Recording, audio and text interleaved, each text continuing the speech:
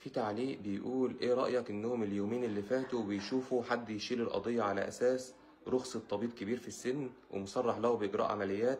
في مركز او عيادة خاصة. بس لو طلع اللي بيتقال ده صح، ان انتوا بتدوروا على حد يشيل الليلة غيركم، قسما بمن احل القسم اروح انام قدام رئاسة الجمهورية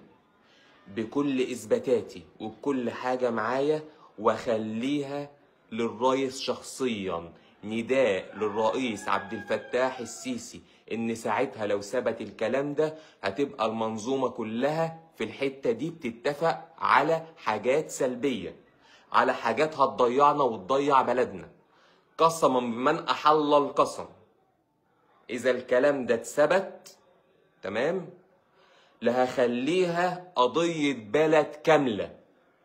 مش قضية ابويا. انت مدخل ابويا عمليات ومدخله على اسمك، وانت اللي عامل العملية في المستشفى الزهراء، وانت اللي عامل العملية التانية في المركز بتاع ابوك، وكل ده بتسجيلك صوت وصورة، ويوم ما اغلب خالص هبعته على الرئاسة لو حصل تلاعب في الاوراق. بس انا واثق قبل ده كله ان نيابة كفر الشيخ والرجالة اللي موجودين في نيابة كفر الشيخ بإذنك يا رب العالمين الموضوع مش هيطلع من ايديهم من هناك، ولا هكون مضطر ان انا اعمل الخطوة دي.